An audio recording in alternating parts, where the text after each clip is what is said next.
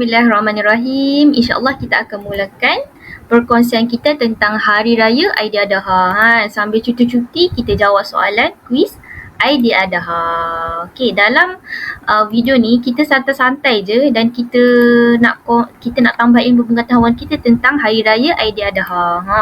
Hari-hari sebut Hari Raya Adha ataupun Hari Raya Korban ataupun Haji. Okey, kita akan tahu dalam video ni apa maksud dia. Okey, maksud dia kita boleh panggil Hari Raya Haji ataupun Korban ataupun lebih. Jadi kita akan tahu tentang kat sini Ustazah akan kongsikan tentang hukum dan bila Hari Raya Haji ni.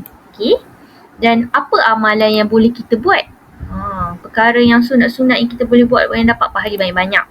So, dan apa hikmah pengajaran daripada kehidupan kita. Daripada Hari Raya ni bukan sahaja menyambut gembira-gembira, tak. Tapi ada pengajaran yang kita kena tahu. Okey, seterusnya. Okey, berpusing. Kita tahu seterusnya apa maksud Hari Raya ni. Hari Raya pun ada maksud. So, Hari Raya Aidiladha ini dalam ejaan Jawi dia. Ain, ya, dal, alif, lam, hamzah, dot, ha dengan ya maksurah. Maksurah ke? Jadi Aidiladha. Ini ejaan Jawi dia. Jadi kita seperti yang dia maklumlah tadi Ustazah beritahu, Hari Raya Korban ataupun huruf K atau Q ni sama saja. Mungkin Korban ni dalam bahasa Melayu, Q ni dalam bahasa Arab, dan ataupun Hari Raya Haji. Kita sebut Hari Raya Haji lah, pendek sikit. Jadi apa maksud Hari Raya Aidiladha ni? Hari Raya Korban lah. Dalam bahasa Arab, kurban maksudnya dekat. Dekat. Dari sudut bahasa. Dari sudut istilah pula ialah, tak nampak lah. Kita alih sikit Ustazah kat sini. Kita alih. Lekat. Mana dia bergerak-gerak dah ni. Okey. Dari sudut istilah, maksud dia ialah menjalankan perintah agama untuk taat perintah Allah. Menjalankan perintah agama, taat perintah Allah untuk dekat kepadanya. Kiranya apa-apa yang kita buat ni semua ni adalah kita niat untuk dekatkan diri kita kepada Allah. Contoh kita berkorban. Orang sembelih lembu, sembelih kambing semua tu, kita niat bukan untuk menunjuk-nunjuk, tapi yang sebenarnya Allah suruh kita apa? Untuk lebih dekat dengan Allah. Okey, nanti kita masuk dengan lanjut lagi kan. Okey, seterusnya kita pergi. Okey, kita klik sebelah sana pula. Okey, dalil mengenai Hari Raya Aidiladha ni dalam surah Al-Kautsar ayat yang kedua. Contoh surah apa? Bismillahirrahmanirrahim. Inna a'tainakal kautsar fasalli bi rabbika wanhar. Ayat kedua. Fasalli bi rabbika wanhar, maksudnya maka solatlah kamu untuk Tuhanmu dan menyembelihlah. Kalau tengok maksud dia, itulah dalil yang mengenai ayat korban. Okey, surah Al-Kautsar ayat yang kedua. Okey, seterusnya kita pergi kepada hukum dan bila Hari Raya Haji ni. Hukumnya adalah sunat muakkad bagi yang mampu. Sunat muakkad ni apa? Sunat muakkad ni kalau ada anak-anak tahun 4 tahulah. Sunat muakkad ni yang dituntut oleh Islam. Jadi memang digalakkan bagi yang berkemampuan. Ada yang mampu boleh beli lembu, boleh sumbangkan duit ataupun ada kemampuan lah. Dia mampu untuk membeli ataupun menyumbang. Jadi sunat muakkad digalakkan untuk buat korban. Okey, faham? So, bila Hari Raya Haji ni? Okay, Hari Raya Haji ni dia bermula pada 10 Zulhijjah. Orang panggil 10 Zulhijjah ni Hari Nahar. Memang nama dia Hari Nahar, iaitu 10 Zulhijjah. Jadi bermula dengan takbir raya Aidiladha kan, orang umum raya kan, Raya Haji malam tu kita dah lepas maghrib, kita digalakkan untuk bertakbir. Allahu Akbar, Allahu Akbar, Allahu Akbar. Kita membesarkan Allah. Allahu Akbar, Allah Maha Besar. Kita digalakkan bertakbir pada malam tu, dekat maghrib tu. Jadi keesokannya apa dia? Keesokannya kita macam biasa, kita pakai baju wangi, pakai baju baru, semua barulah baju raya. Kita pergi bersiap-siap untuk pergi mana? Pergi masjid. Pergi masjid untuk apa? Solat Aidiladha. Lepas tu kita akan dengar khutbah. Lepas khutbah tu, kita tu memang biasanya kita lepas khutbah memang akan terus pergi tapak untuk sembelih lembu, sembelih kambing, tapi kebanyakan lembu lah. Okey. Memang penyembelihan tu bermula selepas Tok Khatib turun daripada tu, memang disarankan kita untuk menyembelih selepas solat hari raya, selepas solat hari raya, selepas baca khutbah. Okey, faham? Okey. Lepas tu, keesokan harinya 11, 12, 13 Zulhijjah, iaitu hari tasyrik nama dia. Okay, hari tasyrik dan ibadah korban. Maksudnya bukan sehari je kita boleh sembelih lembu. Ibadah korban ni bukan sehari je, tapi pada 11, 12, 13 Zulhijjah. Okay, seperti biasa kan, Aidiladha ni memang kita tahu Zulhijjah. Kita sambut Hari Raya Aidilfitri bulan Syawal. Jadi kita kiralah, dalam kiranya Zulhijjah adalah bulan yang terakhir dalam bulan Islam. Cuba kita nyanyi. Muharram, Safar, Rabiul Awal, Rabiul Akhir, Jamadil Awal, Jamadil Akhir, Rajab, Syaban, Ramadan, Syawal, Zulqa'dah, Zulhijjah. Zulhijjah ni adalah bulan terakhir dalam Islam. Okey? So insyaAllah kita akan sambung pada amalan. Okey, apa amalan yang kita boleh buat waktu Hari Raya Haji? Okey, antara amalan yang boleh kita lakukan seperti biasa, seperti yang kita tahu, Hari Raya ni kita akan solat sunat Aidiladha dan kita akan dengar khutbah. Solat sunat Aidiladha ni, Hari Raya Haji ni ada 2 rakaat. Dan rakaat pertama 7 takbiran. Allahu Akbar, Allahu Akbar 7 kali. Tok Imam akan laungkan 7 kali takbir. Rakaat kedua digalakkan kita bertakbir sebanyak 5 kali. So pakaian kita pakai pergi ke masjid tu pun dengan pakaian paling bersih, paling cantik, paling wangi. Digalakkan untuk macam tu lah. Jangan kata pakai baju baru ni tak ada pahala. Memang amalan sunat kita pakai pakaian yang baru dan wangi. Tapi kalau tak ada baju baru pun tak ada masalah. Kita pakai pakaian yang bersih. Jadi seperti biasa bila dah raya haji, kita tahu ibadah korban ni, kita akan sembelih apa? Binatang Al-An'am nama dia dalam bahasa Arab.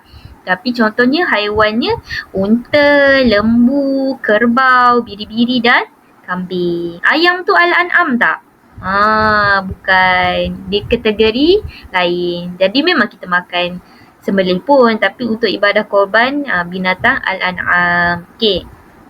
Dan seterusnya, lepas kita sembelih itu memang kita kebiasaannya lah, korang adik-adik semua tahu, anak-anak berustazah semua tahu, iaitu membahagikan daging ataupun sedekah. Contohnya, kita akan bagi kepada jiran, kita akan bagi pada orang yang susah. Okey. Dia digalakkan 1/3 berkorban, ataupun bagi pihak keluarga, ataupun 1/3 sedekah kepada fakir miskin, dan 1/3 untuk sahabat dan sahabat yang dekat, sahabat handal lah, dan jiran. Okey, sama-sama kita bagi, tak boleh nak tamak makan seorang, tak habis. Okey, dan seterusnya, yang keempat ni, salah nombor ni rupanya. Okey, seterusnya adalah apa hikmah dan pengajaran daripada Raya Haji ni, Raya Aidiladha ni. Okey, sebenarnya apa di sebalik peristiwa Hari Raya Aidiladha ni? Jom kita dengar cerita ni. Kita nak dengar cerita apa hikmah dan pengajaran daripada raya ni. Okey. Ustazah sebut dulu, nanti kita cerita lebih lanjut kan. Okey. Dalam hikmah pengajaran ni kita akan dapat tahu mengenai kisah Nabi Ibrahim AS dan anak dia Ismail. Jadi pengorbanan Nabi Ibrahim dan kesabaran Nabi Ismail. Nanti Ustazah akan cerita lebih lanjut lagi. Dan seterusnya adalah apa pengajaran kita akan, pengajaran adalah untuk taat kepada Allah, dan seterusnya adalah salah satunya berkongsi nikmat Allah. Kan kita bahagi-bahagi daging, kita berkongsi nikmat Allah bagi kat kita rezeki, kita dapat korban, dapat sembelih lembu, kita bagi kat orang yang tak mampu untuk berkorban. Kita saling-saling berkongsi. Yang seterusnya adalah bersyukur. Banyak lagi hikmah dan pengajaran, tapi insyaAllah Ustazah akan ambil yang ini sahaja yang untuk kita sentuh pada hari ini. Kita cerita lebih lanjut. Apa kisah Nabi Ibrahim alaihissalam ni dengan anak dia Ismail. Okey. Kisah ni macam ni. Nabi Ibrahim ni dia buat anak dia Ismail. Tapi untuk dapatkan Ismail ni dulu memang susah. Dia nak dapat anak pun tunggu lama. Bukannya mudah untuk dia isteri dapat anak. Tapi bila dapat anak, alhamdulillah Allah bagi rezeki anak. Tapi pada masa Allah uji dia lagi, semakin kuat iman dia, semakin Allah uji dia dengan Allah wahyukan kepada Nabi Ibrahim ni melalui mimpi. Nabi Ibrahim ni dia mimpi. Allah perintahkan untuk dia menyembelih anak dia. Sembelih, faham tak sembelih? Sembelih. Tengok gambar ni, sembelih anaknya Ismail. Jadi dia pun cerita kat anak dia kan. Dia cerita kat Nabi Ismail. Nabi Ismail tanpa rasa kata beban, rasa macam tak nak lah, kenapa kena sembelih pula kan. Tak, memang tak. Kalau kita, logik kita nak sembelih, tak sanggup. Ada tak mak ayah kita sembelih kita? Tak ada pun seorang mak ayah sanggup untuk sembelih. Tapi itu adalah perintah daripada Allah. Allah nak perintah Allah sebab sampai daripada mimpi, jadi dia kena laksanakan. Jadi Nabi Ibrahim ni dengan ikhlaskan hati dia untuk betul-betul dia laksanakan, redha. Dan memang Nabi Ismail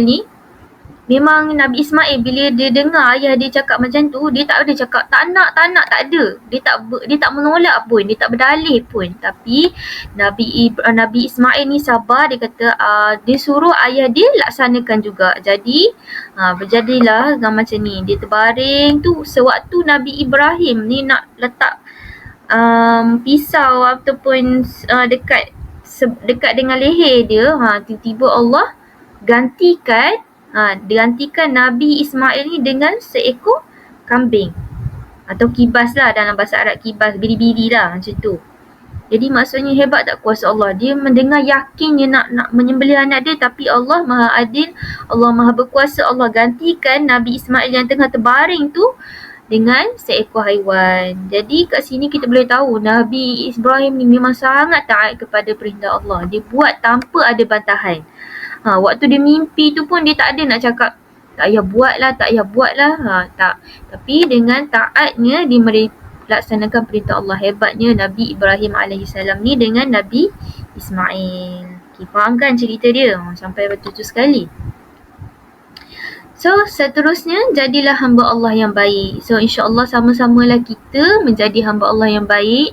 Dan yang utamanya taat kepada perintah Allah. Seperti mana Nabi Ibrahim tadi kita dapat contohi.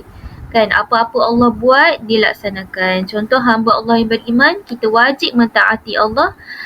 Dan sebagai matlamat yang tertinggi di dunia, Allah lah segala-galanya. Kita buat apa-apa pun kerana Allah. Kita buat baik pun kerana Allah. Kita tolong mak pun kerana Allah. Semua kerana Allah. Kita tolong cikgu pun kerana Allah.